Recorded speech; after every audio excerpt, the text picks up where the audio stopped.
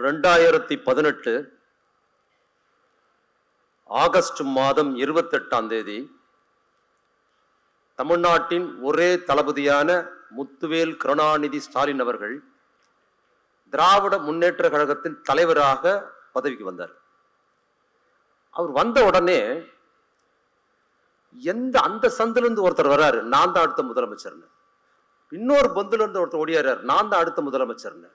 திடீர்னு super star மண்டபத்தில் கூட்ட போட்டு வெற்றிடம் ஆயிடுச்சுங்கிறாரு. கட்சியை ஆரம்பிக்க முட்டார் நினைச்ச உலக நாயகன் கட்சி ஆரம்பிச்சு நான் தான் முதலமைச்சருங்கிறாரு. சுத்தி வளைச்சு பாத்தீங்கன்னா நாங்க தான் முதலமைச்சர் சொல்ற வருங்கால முதலமைச்சர்களாக அப்ப டிராபிக் ஜாம் பண்ற அளவுக்கு அவ்வளவு முதலமைச்சர்கள் வந்துட்டாங்க. ஸ்டாலினால ஒண்ணும் பண்ண முடியாது, அவருக்கு ஒன்றும் தெரியாது. நாங்க தான் சுத்தி வராங்க. இந்த நேரத்தில் நமது அருமை உதயநிதி அவர்கள் அவர் அமைதியா தான் இருந்தாரு. அவர் என்ன பண்ணாரு, எங்க பாரு நம்ம அப்பா தலைவரா வந்திருக்கிறாரு, கலைஞர் இல்ல, இவ்வளவு பேர் கிளம்பி அவருக்கு எதிராக வந்திருக்கிறாங்க, அப்பா தனிமைப்படுத்தப்படுறார், தலைவர் தனிமைப்படுத்தப்படுறாருன்னு பார்த்துட்டு அவர் என்ன பண்ணார், வேடிக்கை பார்த்துக்கிட்டு இருக்க முடியாதுன்னு சொல்லி 2018 அப்ப இருக்கும்போது உள்ள வரார், 19 உள்ள வரார். வந்து நாமளும் பிரச்சாரத்துக்கு போலாம் அப்படின்னு சொல்லி என்ன பண்றாரு, முதல்ல உள்ளாட்சி ஆண்டிப்பட்டி பக்கத்துல உள்ளாட்சி பகுதிகளுக்கு போறார். அதற்கு பிற்பாடு நாடாளுமன்ற தேர்தலில் தலைவர் தளபதி ஒரு பக்கம் கிளம்பி போறாருங்க. இன்னொரு பக்கம் தமிழ்நாடு முழுக்க போறதுக்கு என்ன பண்றாரு, தலைவர் தனியாயிட்டாரு, நம்ம ஏதாவது செய்வோம்னு சொல்லி திரைத்துறையில் இருந்தவர் தன்னிச்சையா வந்தார், தற்செயலா வந்தார். வந்து அவரு ஒரு பக்கம் போறாரு, நாங்க யாருமே எதிர்பார்க்கல. தலைவர் இந்த பக்கத்துல போற பக்கம்லாம் எப்படி பிரம்மாண்டமான கூட்டம் வந்ததோ அதற்போல் இந்த பக்கம்லாம் அருமை உதயநிதி போகும்போது தமிழகம் முழுக்க அவ்வளவு பெரிய கூட்டம் வந்தது. 2 பேரும் தமிழ்நாடு சுத்தி சுத்தி சுத்தி நாடாளுமன்றத்தில் 39 தொகுதிகள் ஜெயிப்பதற்கு தலைவருக்கு பிற்பாடு பெரும் சக்தியாக உதயநிதி அன்னைக்கு அரசியல் உள்ள வந்துட்டார்ல. அப்படி போயிட முடியாது. ஒரு பெரிய அரசியல் குடும்பத்தில் இருக்கிறாரு, அவர் விருப்பப்பட்டு வரல, வந்தார், நம்ம ஏதாவது பண்ணணும் வந்தார், யாரும் எதிர்பார்க்கல, வந்தாச்சு. மரம் அமைதியை விரும்பினாலும் காற்று அதை விட்டு வைப்பதில்லைங்கிற மாதிரி ஒரு புகழ்பெற்ற அரசியல் குடும்பத்திலிருந்து வந்தவர் சற்று ஓய்வெடுத்த முடியாது. என்ன பண்ணாங்க, வெற்றி பெற்றதுக்கு பிற்பாடு வெற்றி பெற்ற நாடாளுமன்ற உறுப்பினர்கள், மாவட்ட செயலாளர்கள், அப்புறம் கட்சி பொறுப்பாளர்கள், தொண்டர்கள் என்ன பண்ணாங்க, உதயநிதி வந்தா எங்களுக்கு கூட்டம் வருது, நிறைய பேர் வராங்க, அதனால இனி எங்க போனாலும் உதயநிதி அவர்களுக்கு அனுப்புங்க சொல்லி கேட்டதனால் உள்ள இழுக்கப்பட்டார் உதயநிதி அரசியலுக்குள்ள. அவர் விரும்பி வரல, தலைவரோ குடும்பம் சார்ந்தோ அவர் உள்ள தள்ளல, தொண்டர்கள் பிடிச்சு இழுத்தாங்க. மக்கள் செல்வாக்கு உதயநிதிக்கு இருக்குன்னு சொல்லி உள்ள வந்தாருல்ல. வந்து என்ன பண்ணாரு, வந்து பிரச்சாரம் முடிஞ்சு வெற்றி பெற்றதுக்கு பிற்பாடு அவருக்கு சும்மா கொடுக்க முடியாது, ஏதாவது போஸ்டிங் கொடுங்கன்னு தொண்டர்கள் சொன்னதுனால இளைஞரணி செயலாளர் பதவி அப்படிதான் உள்ள வந்தாரு. எனக்கே திராவிட முன்னேற்ற கழக இளைஞரணி செயலாளர் அப்படிங்கிற பொறுப்பு இப்படி ஒண்ணு இருக்குது அப்படிங்கிறது அவர் வந்ததுக்கு பிற்பாடு தான் எனக்கு தெரிய ஆரம்பிச்சது. அவர் வந்து பொறுப்பேற்றதற்கு பிற்பாடுங்க 1 2 இல்ல, பல்வேறு விஷயங்கள்ல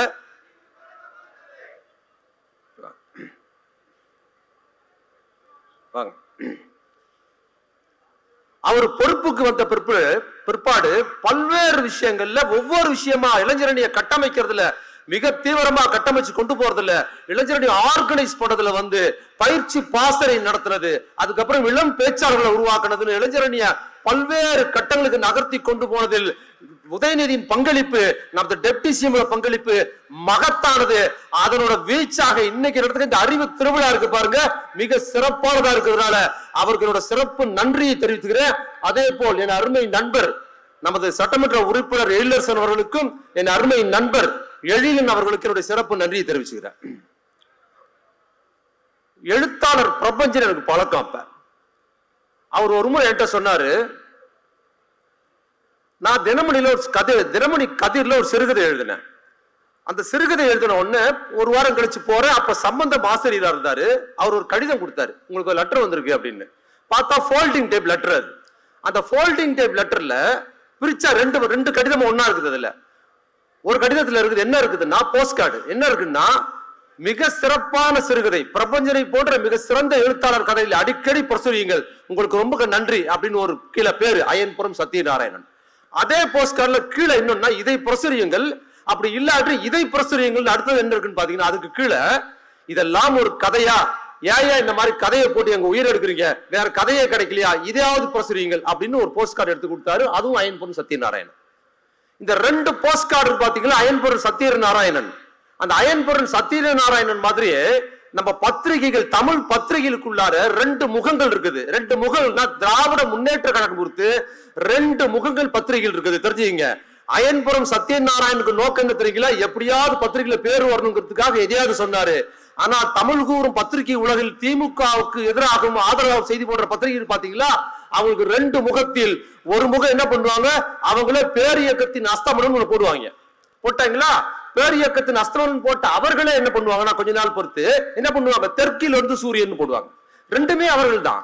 அந்த அதாவது போஸ்ட் கார்டு கொடுத்தாலும் அயன்பொருள் சத்யநாராயணன். அதே மாதிரி நான் சொல்றேன், அயன்பொருள் சத்யநாராயணுக்கு பேர் வர்றது மட்டும்தான். ஆனா இவர்களுக்கு நோக்கம் அது இல்ல. பேரியக்கத்தின் அஸ்தமனம் திமுகவுக்கு எதிராக புத்தகம் போட்ட அதே நிறுவனம் தான் போடுது. அந்த பேரியக்கத்தின் அஸ்தமனம் திமுக எதிராக போடுவது அவருடைய அரசியல். அதே பத்திரிகை அதே பப்ளிகேஷன்ல இருந்து என்ன பண்றாங்க, இது தெற்கில் சூரியன் திமுக ஆதரவு போடுறது தெரியுமா, அது அவங்களோட மார்க்கெட்டிங். இது 2 முகம் இருக்குது. அவர்கள் எதிர்ப்பை உணர்வோடு செய்வார்கள், ஆதரவுகளில் லாபம் பார்ப்பார்கள். அப்படி ஒரு சூழல் தான் இருக்குது. அது பத்திரிகை உலகத்தில் திமுக எதிர்ப்பு எப்பொழுதுமே இருக்குது. அவர்கள் திமுகவை ஆதரிப்பதில் திமுக லாபம் பெறுவதில்லை, அவர்களுக்கு தான் லாபம் பெறுது. அப்போ தெளிவா சொல்லணும்னா திராவிட இயக்க மரபு பத்திரிகையில் ஆதிக்க எதிர்ப்பு மரபு அப்படின்னு ஒண்ணு இருக்குல்ல, அந்த ஆதிக்க எதிர்ப்பு மரபில் பத்திரிகை மரபு நீதி கட்சியில் ஆரம்பிச்சு திமுக வரைக்கும் என்ன பத்திரிகை மரபுங்கிறத ஒன்லைன்ல சொன்னா சிம்பிளா சொல்றேன். நீதி கட்சி ஆரம்பிச்ச திராவிடர்ல இருந்து முரசொலி வரைக்கும் என்ன மரபுன்னா, அன்னைக்கு 100 வருஷத்துக்கு முன்னால இருந்த இந்தியா, சுதேசமித்திரன், ஆனந்த விகடன், தினமணி வரைக்கும் என்ன செய்தி போட்டார்களோ அதற்கு எதிராக இயங்குவதுதான் திராவிட இயக்க பத்திரிகை மரபுங்கிறத தெரிஞ்சுங்க. நம்மளோட மரபே அதுதான். குறிப்பா பெரியார் என்ன பண்றார், திராவிட இயக்க பத்திரிகை மரபுல நீதி கட்சி திராவிடன் ஆரம்பிச்சது. ஆனா படிக்கிறதுக்கு ஆள் கிடையாது. நீங்க இந்து பத்திரிகை ஆங்கிலத்தில் வந்தது, சுதேசமித்திரன் அல்லது இந்தியா தமிழ் பத்திரிகையில் வந்தது. இங்க வாசகர் ரொம்ப குறைவு. எழுதுறவனே படிச்சுப்பா, படிக்கிறவனே எழுதிப்பாங்கிற ஒரு சூழல். அவங்கதான் இருப்பாங்க, அவங்கதான் படிப்பாங்க, அவங்கதான் பேசுவாங்க. அப்போ பத்திரிகை நடத்துறதுக்கு ஆள் கிடையாது. நம்ம பக்கத்துல நீதி கட்சியும் படித்தவங்க தான் பத்திரிகை நடத்துறாங்க. அப்ப என்ன பண்றாரு, 25 தந்தை பெரியார் உள்ள வர்றார். என்ன பண்றார் தந்தை பெரியார் உள்ள வந்து, தெரிஞ்சுங்க ரொம்ப முக்கியமான செய்தி என்ன பண்றாரு தெரியுங்களா, அடே பத்திரிகை நடத்துவதற்கு மொழி அறிவோ ஆங்கில புலமையோ பெரிய ஞானமோ அவசியம் இல்லை. மொழி உணர்வும் அரசியல் அறிவும் இருக்கிற எழுத படிக்க தெரிந்த எவனும் பத்திரிகை நடத்தலாம், பேச்சாளன் ஆகலாம் என்று இந்தியாவிலே பத்திரிகை விஷயத்தை அடிச்ச ஜனநாயகப்படுத்திய ஒரே தலைவர் தந்தை பெரியார் தான் அதை செய்தார். அப்படி யார் அதுக்கு உதாரணம்னா பெரியாரே உதாரணம், ரஜாவுக்கு தான் பிடிச்சார். அப்படி ஆரம்பித்த அந்த பத்திரிகை நீதி கட்சி அகடமிக்கா படிக்க வச்சது. ஆனா பத்திரிகை நடத்துவதற்கான ஐடியாலஜி பண்ணும்ல, அது அரசியல். இப்ப கூட நல்லா படிச்சிருப்பாங்க, பெரிய கல்வியாளராக இருப்பாங்க. ஆனா அவங்க கிட்ட என்ன பண்ணும், ஒண்ணுமே இருக்காது. என்ன இருக்காது, பத்திரிகை படிக்கிற பழக்கமே இருக்காது.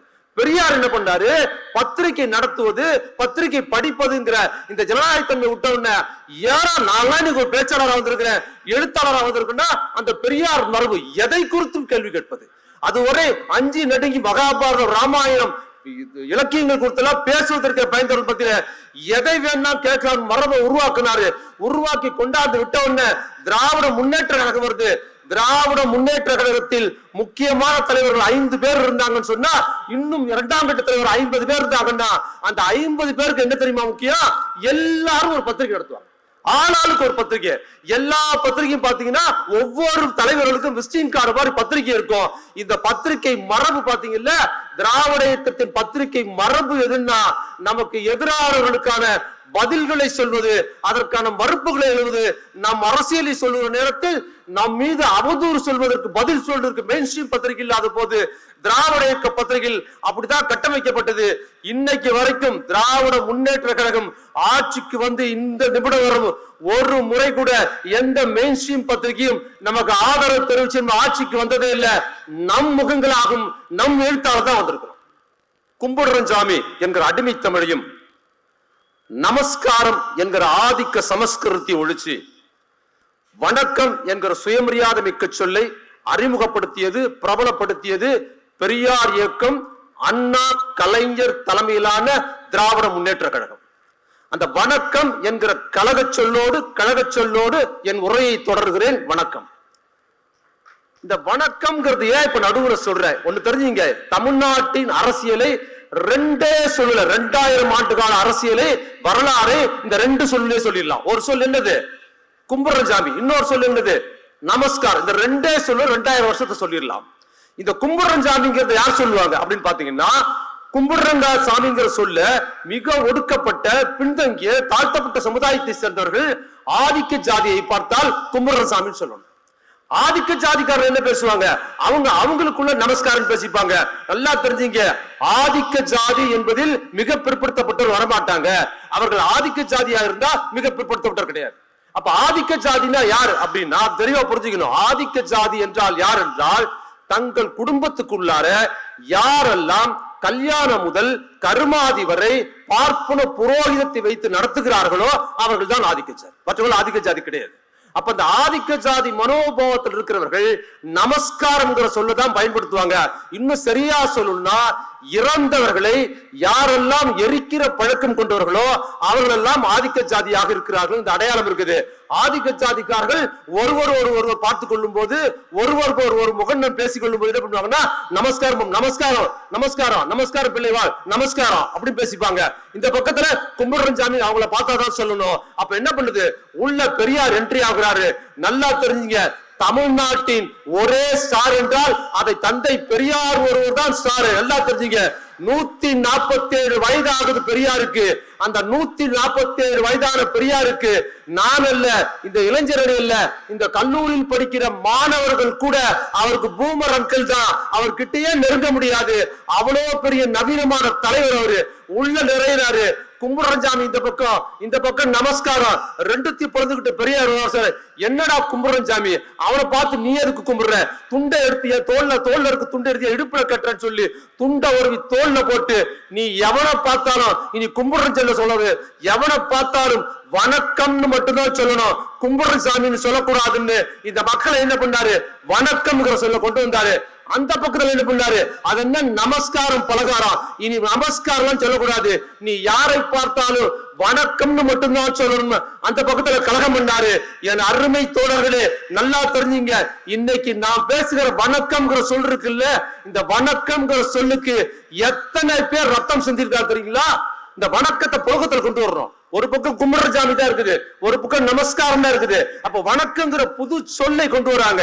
அப்ப என்ன பண்ணணும்? பழக்கப்படுத்தும் சொல்லி திமுக தொண்டர்கள் ஒவ்வொரு வீதிகளிலும், சென்னையிலையும் மற்ற ஊர்களிலும், தேனி, மதுரை, எல்லா ஊர் நகரங்கள்லயும் ரோட்ல ஒரு துணிக்கடை பொம்மை மாதிரி ரோட்ல நின்னுக்கிட்டு போற வரவங்க யாருமே தெரியாது. அவங்க முன்னால வணக்கம் வணக்கம் வணக்கம் கையெடுத்து கும்பிட்டுக்கிட்டே இருப்பாங்க. போற வரவங்க எல்லாம் யாரா அவன் பைத்தியக்காரன், போற வரல என்னை பார்த்து வணக்கம் சொல்றான்னு சொல்லி கேவலப்படுத்துறது. ஆதிக்க ஜாதி சேர்ந்தவன், ஏண்டா நீ என்ன ஜாதி, என்னைய பார்த்து வணக்கம் சொல்றியா அப்படின்னு மண்டையை ஒடிச்சு ரத்தம் சிந்தி இருக்குன்னு தெரிஞ்சுங்க. இந்த வணக்கம் என்கிற புழக்கத்தில் கொண்டு வருவதற்காக அவ்வளவு சிரமப்பட்டு ரத்தம் சிந்தி ஒவ்வொரு வார்த்தை இன்னைக்கு பேசுறோம்ல வணக்கம்னு, அதற்கு முன்னால் திராவிட இயக்கம், பெரியார் இயக்கமும், திராவிட முன்னேற்ற தொண்டர்களின் ரத்தம் சிந்தி இருக்கிறார்கள். வணக்கங்கிறத தெரிஞ்சுங்க. இன்னைக்கு உதாரணத்துக்கு சொல்றேன், நமஸ்காரம் சொல் தமிழ்நாட்டுல, இந்தியாவில் இருக்கிற மாதிரி தமிழ்நாட்டுல இருந்தது. இன்னைக்கு இந்தியா முழுக்க நமஸ்காரம் இருக்குது, தமிழ்நாட்டுல கிடையாது. இப்ப கூட நீங்க செய்தி சேனல் திருப்பி பாருங்க, அது உத்தரப்பிரதேசல இருந்து, காஷ்மீர்ல இருந்து, கேரளாவாகட்டும், ஆந்திராவாகட்டும், நமஸ்காரம் சொல்லிதான் செய்தி வாசிப்பாங்க. தமிழ்நாட்டில் நமஸ்கார்னு சொல்லிதான் செய்தி வாசிக்கிட்டு இருந்தாங்க. இங்க நமஸ்கார் கிடையாது. மோடிஜியே இங்க வந்தால் என்ன பண்ணி ஆகணும்? நமஸ்காரம் இல்ல, நீ வணக்கம் தான் சொல்லி ஆகணும். சொல்ல வச்சது யாரு? திராவிட முன்னேற்றம். அப்ப அந்த வணக்கம் சொல்லுக்கு பின்னால் தெரிஞ்சுங்க, நாம் உடுத்துகிற உடை, உண்ணுகிற உணவு, நம்மளோட வாழ்க்கை தரம் மட்டும் இல்ல, பேசுகிற வார்த்தை, ஒவ்வொரு அரிசிக்கு பின்னாலும் அவர்களின் பெயர் எழுதப்பட்டிருக்குன்னு சொல்ற மாதிரி நம்மளோட வாழ்வில் ஒவ்வொரு அடியிலும் திராவிட இயக்கத்தின், திராவிட முன்னேற்ற கழகம், பெரியார் நீதி கட்சியின் பெயர் எழுதப்பட்டிருக்கிறத தெரிஞ்சுங்க. வணக்கத்துக்கு பின்னால் அப்படி ஒரு ஆதிக்கத்துக்கு எதிரான ஆலம்பரம் தலைப்பு கொடுத்திருக்காங்கல்ல, திராவிட முன்னேற்ற கழகம் எப்படி ஆதிக்கத்துக்கு எதிரான ஆலம்பரம் ஆகுது? அதை சொல்லி நான் முடிச்சுக்கிறேன். எப்படி ஆதிக்கத்துக்கு எதிரான ஆலம்பரம் வந்தது? 75 ஆண்டுகள் ஆகுது. 75 ஆண்டுகளுக்கு முன்னால் திராவிட முன்னேற்ற கழகம் ஆரம்பிக்கிறதுக்கு முன்னால் என்ன தெரியுங்களா? 75 வருஷத்துக்கு முன்னால அப்ப காங்கிரஸ் பெரிய இயக்கம் மட்டும்தான் பெரிய கட்சியா இருந்தது. அப்போ எப்படி இருந்து? ஒரு கிராமத்துல திடீர்னு போலீஸ் உள்ள போகுது. ராத்திரி 10 மணிக்கு போலீஸ் உள்ள போகுது. போயிட்டு ஒரு கூலி தொழிலாளர் இருக்கிற ஒரு அம்மா பையனை கூட்டு 20 வயசு பையனை கூட்டு போலீஸ் போயிட்டு சந்தேகத்துல கூட்டு போயிடுது. அந்த அம்மா ஒரு கூலி தொழிலாளி. அந்த அம்மா என்ன பண்றது யாரும் தெரியாது. ஐயோ என் பிள்ளைய தூக்கிட்டு போயிட்டாங்களே, நான் என்ன பண்ணுவேன்? அந்த அம்மா வயிற்று வாங்கி அடிச்சுக்கிட்டு யார்கிட்ட போய் சொல்லணும். யார்கிட்ட சொல்றது? யாருமே இல்ல. யார்கிட்ட சொல்லணும்னா அந்த ஊர்ல 1000 ஏக்கர் வச்சிருக்கிற பண்ணையார் தான் பார்த்து சொல்லணும். அவர் தான் பெரிய தலைவர். அவரை போய் சொன்னாதான் போலீஸ் ஸ்டேஷன் கூட்டு வர முடியும்.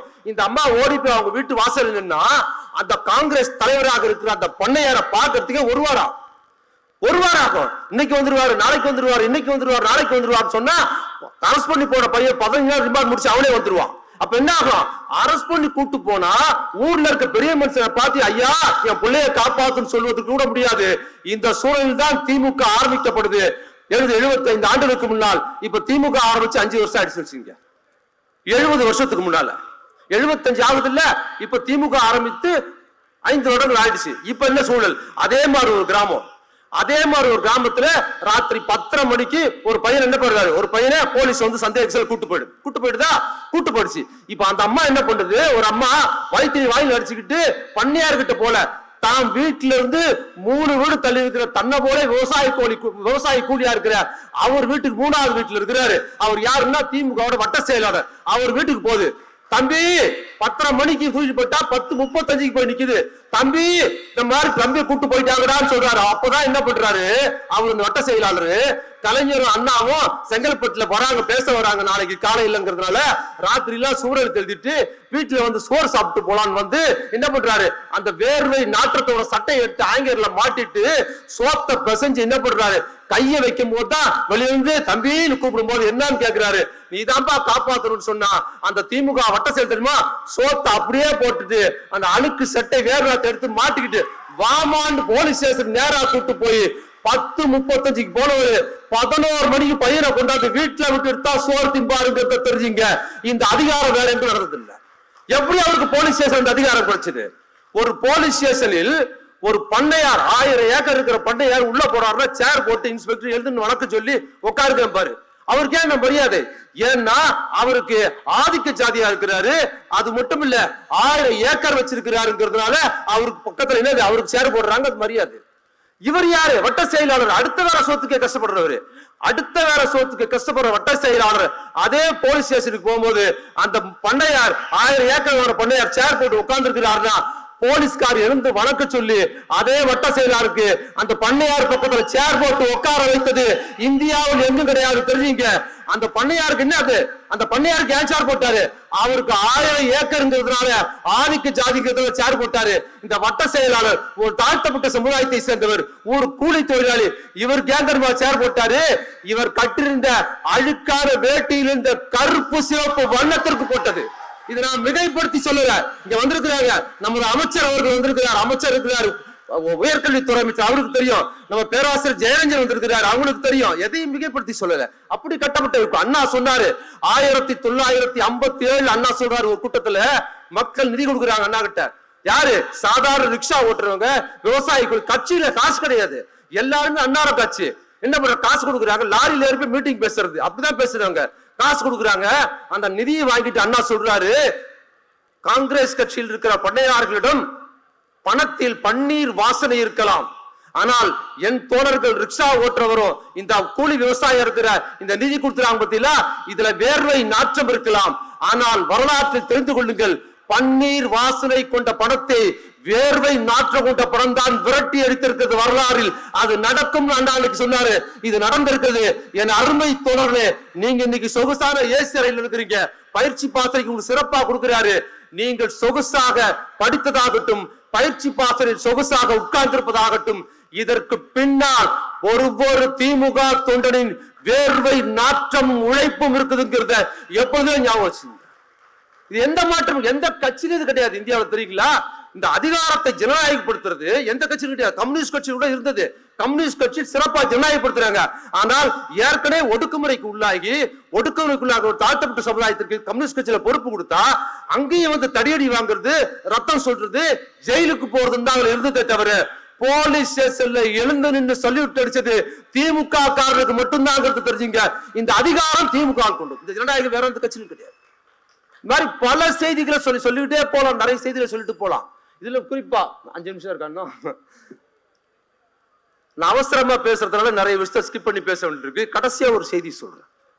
இன்னைக்கு நமது உதயநிதி அவர்கள் இருக்காருல்ல, நான் ஏதோ அவர் நிகழ்ச்சியில புகழ்ந்து பேச, இன்னைக்கு அவர் ஆர்கனைஸ் பண்ணிருக்க இந்த நிகழ்ச்சியில அவரை பத்தி நான் சொல்லி ஆகணும். ஏன்னா ஊர் பூரா அவரை பத்தி பேசுறேன். அவர் இல்லாத இடத்துல, திமுக அல்லாத மேடைகள்லாம் அவரை பத்தி பேசுற. ஏன் பேசுற? அது ரொம்ப முக்கியம். உதயநிதி பொறுப்பேற்று வந்து அவர் திமுக தொண்டர்களை அணுகிற விதம் இருக்குல்ல, எல்லாம் தெரிஞ்சுங்க. வெற்றியின் சோர்ஸ் எப்படி நான் சொன்ன 2019 நாடாளுமன்ற தேர்தலில் கைகோர்த்து தலைவரோட போனாரு. என்ன பண்ணாரு உதயநிதி? என்ன பண்ணாரு உதயநிதினு கேக்குறீங்க இல்ல? கைகோர்த்து போய் வெற்றி சோர்ஸுக்கு இருந்தாரு. அடுத்த கட்டம் என்ன பண்ணாங்க? சட்டசபை திருவல்லிக்கேணி சேப்பாக்க தொகுதியில சீட்டு கொடுத்தாங்க. நல்லா தெரிஞ்சுங்க. தலைமை பண்பு என்ன தெரியுமா? சீட்டு கொடுத்தப்போ 2019 சீட்டு இல்லாத போது, எந்த பொறுப்பும் இல்லாத போது எப்படி தமிழ்நாடு முழுக்க வெற்றிக்கு பயன்பட்டாரோ, தனக்கு சீட்டு கொடுத்த திருவல்லிக்கேணி தொகுதியில சீட்டு கொடுத்த போது கூட ஐயோ எனக்கு சீட்டு கொடுத்துட்டாங்களே, நான் எப்படியாவது என் தொகுதியில ஜெயிச்சோன்னு உதயநிதி ஒரு நாள் கூட பிரச்சாரம் பண்ணலை. தனக்கு சீட்டு கொடுத்த திருவல்லிக்கேணி தேப்பாக்கு தொகுதியில ஒரே ஒரு நாள் தான் பிரச்சாரம் செய்தார். மாறாக தமிழ்நாடு முழுக்க பிரச்சாரம் செய்து திராவிட முன்னேற்றம் என் வெற்றியை விடவும் கட்சியின் வெற்றி முக்கியம், எல்லோரும் ஜெயிக்கணும்னு தமிழ்நாடு முழுக்க சுற்றுலா பண்ணி ஜெயிக்க வச்சுட்டு கடைசி நாள்ல தான் தொகுதியில போய் பிரச்சாரம் பண்ணாரு. அந்த பண்போட சிறப்பு. அதுக்கப்புறம் எப்படி தெரியுமா வீடு வீடா போய் பேசினாரு? வெற்றி பெற்றதற்கு பிற்பாடு வீடு வீடா போய் நன்றி தெரிவிச்சாருங்கிறது அவரோட சிறப்பு. அவரோட அணுகுகிற விதம் ரொம்ப எளிமையான அணுகுற விதம். நல்லா தெரிஞ்சுங்க. வாரிசு அரசியல், வாரிசு அரசியல் சொல்றாங்க. தன் தந்தையும் மகனுமாக ஒன்று சேர்ந்து தெரிஞ்சுங்க. 2019 முதல் தேர்தலை தலைவராக பொறுப்பேற்று தளபதி முதல்ல எதிர்கொண்டாரு. கட்சிக்குள்ள வந்த உதயநிதி அவர்களுக்கும் அதான் முதல். அப்பாவும் மகனும் ஒன்று சேர்ந்து நாடாளுமன்ற தேர்தல் ஆரம்பிச்சு உள்ளாட்சி தேர்தல், அதுக்கப்புறம் இடைத்தேர்தல், சட்டசபை தேர்தல், அதுக்கப்புறம் தொடர்ந்து 2 பேருக்கு சொல்ற பொறுப்புக்கு வந்ததுல இருந்து இதுவரை தோல்வியே அடைந்ததில்லை. 2 பேருக்குமே கலைஞர் ஆட்சியோட கிடையாது, தோல்வியே அடைந்ததில்லை. தெரிஞ்சுங்க. என்ன பண்ணாரு உதயநிதி? தன் தந்தையோடு சேர்ந்து 10 ஆண்டுகள் ஆட்சியில் இல்லாத திமுகவை அரியணையில் ஏற்றி இருக்கிறார் உதயநிதிங்கிறத தெரிஞ்சுக்க. நான் மிகைப்படுத்தி சொல்லல. போராடம்ல ஒரு செங்கல் தமிழ்நாட்டில் ஜெயலலிதா ஆட்சியில் இருக்கும்போது இதே பாபர் மசூதி இடித்து விட்டு ராமர் கோயில் கட்டணத்துக்கு செங்கல் கொண்டு வான்னா ஜெயலலிதா இங்க இருந்து அதிமுக செங்கல் கொடுத்து அனுப்புனாங்க. அதே ஒரு செங்கல் எடுத்து உதயநிதி என்ன பண்ணாரு? அதே பாஜக காப்படிச்சாரு. பாத்தீங்களா? அதுதான் உதயநிதி. அவர் சனாதன எதிர்ப்பு எதற்கும் உதயநிதிக்கு பயம்ங்கிறதே கிடையாது. எனக்கு தெரிஞ்ச வரைக்கும் எவ்வளவோ நெருக்கடி. இன்னும் சொல்ல போனா சனாதன எதிர்ப்பில் கூட்டம் நடத்துறாங்க பாத்தீங்களா? அவங்களோட விட்டு யாருமே கூட இல்ல. கட்சியில் கூட எனக்கு தெரிஞ்சு அவர் தனியா தான் நின்றாரு. வேற யாராவது விட்டுட்டு ஓடி இருப்பாங்க. நானா இருந்தாரு வச்சுங்க, இவ்வளவு எதிர்ப்பு சமாளிக்க முடியாது. எவ்வளவு, அதாவது இழப்பதற்கு ஏராளமான கட்சி பொறுப்பு இருக்குது, மாபெரும் கட்சி இருக்குது, எதை வேணுமாலும் பண்ணுவாங்க. சொன்னதுதான். நான் தவறா எதுவும் சொல்லல. உன்னால ஆனதை பார்த்துக்கிட்டாரு. யாரோட பேரை நம்ம எழிலன் சொன்னார்ல, என்ன சொன்னார் எழிலன்? கலைஞர் அப்படிக்கு வந்து சனாதத்துக்கு எதிராக பேசுறப்ப ஒரு சாமியார் என்ன சொன்னா, தலையை வெட்டிடுவேன், தலையை சீருவேன், கலைஞர் தலையை சீருவேன் சொன்னப்போ பத்திரிகையாளர் கேட்டாங்க கலைஞர்கிட்ட, உங்க தலையை ஒரு சாமியார் சீவன் சொல்லுவான்னு.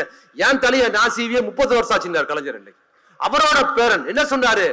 சனாதன எதிர்ப்பு மன்னிப்பு கேட்க சொல்லும்போது உதயநிதி சொன்னாரு, என்ன சொன்னாரு? மன்னிப்பு கேட்பதற்கு நான் சவர்காரின் பேரன் இல்லடா, பெரியாரின் பேரன் என்றார். பாத்தீங்களா? அதற்கா அந்த துணிச்சல், அந்த நேர்மை, அந்த எளிமை, சரசரசரன்னு ஒரு கிராப் வளர்ந்துகிட்டே போவதற்கு அது ஒரு முக்கிய காரணம். பயிற்சி பாசறை நடத்துவதனால் எந்த பெரிய கட்சியும் செல்வாக்கு இருந்த போதில்ல. ஆனால் வருங்காலம் இளைஞர்கள் அடுத்த கட்டத்துக்கு இன்னும் 100 ஆண்டு தாண்டி போறதுக்கு நீங்க தான் இருக்கு நடத்தினா. பாத்தீங்களா? இப்படி பல்வேறு விஷயங்கள்ல மிக சிறப்பாக செய்திருக்கிறார். நல்லா தெரிஞ்சுங்க. கண்ணு கெட்டின தூரம் கலைஞர் ஆட்சியில் கூட நம்ம ஜெயிப்போமா தோப்பமா இருந்தது. கூட்டணிக்கு கூட கலைஞர் கூட்டணி கட்சிகளை கூப்பிட்டுக்கிட்டே இருந்தாரு. இன்னைக்கு தலைவர் பதவியேற்று 19 வந்ததுல இருந்து இன்னைக்கு வரைக்கும் ஒரு கட்சியை கூட கூட்டணிக்கு வாங்கன்னு அவர் கூப்பிட்டதே கிடையாது. மாறாக கூட்டணிக்கு நாங்க வரோம்னு கேட்கிற ஒரு முறையை மாற்றிருக்கிறார். இந்த இப்ப சொல்ற கண்ணு கெட்டின தூரம் வரைக்கும் திமுகவுக்கு எதிரிகளே இல்லை. இந்த 4.5 ஆட்சி நான் மிகைப்படுத்தி சொல்றேன். யாரோ போன சட்டசபை தேர்தல்ல 20 டோக்கன் நான் தான் அடுத்த முதலமைச்சர், அந்த நடிகர் இந்த நடிகர் எல்லாரும் இந்த பக்கம் கண்ணு கட்டின தூரம் யாருமே இல்ல. அண்ணா திமுக நீ வருவியா நான் வருவியா பாஜக போட்டி போடுது, யாருமே இல்ல. தெரிஞ்சீங்க, பாஜக முதல் பனையூர் வரை விரட்டி அடிப்பதற்கு தந்தையும் மகனும் இறங்கி வராங்க. நல்லா தெரிஞ்சீங்க. இப்போ நம்ம கையில இதுவரைக்கும் இல்லாத இன்னொரு பிளஸ் இருக்கு. போன சட்டசபை தேர்தல் இல்லாத ஒரு பிளஸ் நாடாளுமன்றத்தில் பிளஸ் தெரியுமா? நம்மளோட தாண்டி அது நிக்குது தெரியுமா? இந்த 4.5 ஆண்டு ஆட்சியில் தலைவர் தளபதி போட்ட நல திட்டங்கள் ஒரு கதாநாயகரை போல் ஸ்டாரை போல் பிரம்மாண்டமா நிக்குது. தெரிஞ்சுக்க, நான் தமிழ்நாடு முழுக்க போறேன். பெண்கள் சொல்றாங்கல்ல, இப்ப எழிலன் கூட அழகா சொல்றாரு, அந்த பசங்க வராங்க படையூர்ல போய் அடிமையா இருக்கிற பசங்க ரொம்ப மோசமா பேசுறானுங்கல்ல, நீங்க அந்த பசங்களுக்கு ஓட்டு கூட கிடையாது. நிறைய பேருக்கு அந்த பசங்களை நெருக்கி ஓட்டுக்கு பேட்டி எடுக்கிறாங்க திமுக எதிரா. அவங்க அம்மா கிட்ட போய் கேட்டுப்பாரு, அந்த தாயின் ஓட்டு திமுகவுக்கு தான். அவங்க மகளிர் உதவி வாங்குறாங்க. பெண்கள், பாஜக குடும்பத்து பெண்கள், பாமக குடும்பத்து பெண்கள், அதிமுக குடும்பத்து பெண்கள், இந்த திமுக அரசில் திமுக குடும்பத்து பெண்களை விடவும் மற்ற கட்சியின் குடும்பத்து பெண்கள் அதிக நன்மை அடைந்திருக்கிறார்கள். கண்ணு கட்டின தூரம் ஒரு பயிலும் கிடையாது. இவங்களுக்கு என்ன பண்றாங்க? மடை மாற்ற விரும்புகிறார்கள். எப்பொழுதுமே திமுக ஒரு விஷயம், அதை சொல்லி முடிக்கிறேன். நாம் எதிர்கட்சியா இருக்கும் போது நாம் ஆளுங்கட்சி ஊழலை அம்பலப்படுத்த கூடாதுங்கிறதுக்காக அவதூறு சொல்லுவாங்க. என்னது முரசொலியோட பஞ்சமிடம், அதுக்கப்புறம் என்னது ஸ்டாலின் மிசாவில கைதாவல, அதுக்கு நம்ம விலை கொடுத்துக்கிட்டே இருப்போம். ஊழல் அப்படியே நிற்கும். இப்போ ஆளுங்கட்சி என்ன பண்றாங்க? நம்ம ஆளுங்கட்சி என்ன பண்றது தெரியுமா? நம்ம 4.5 ஆண்டு சாதனைகளை சொல்லக்கூடாது மக்கள் மத்தியிலங்கிறதுனால ஏதாவது அவதூறு எவன் வந்தாலும் கிளப்பி விடுறான். அந்த அவதூறுகளுக்கு பதில் சொல்வதே நமக்கு வேலையா இருக்குது. என் அருமை தம்பிகளே, உங்களை நான் கேட்டுக்கிறது என்ன தெரியுமா? இந்த அவதூறு பசங்களை எல்லாம் பொருட்படுத்தாதீங்க. 4.5 ஆண்டு ஆட்சியின் சாதனை பிரம்மாண்டமா நிக்குது. வெற்றியை தலைவர் பயங்கரமா ரெடி பண்ணி வச்சுட்டாரு.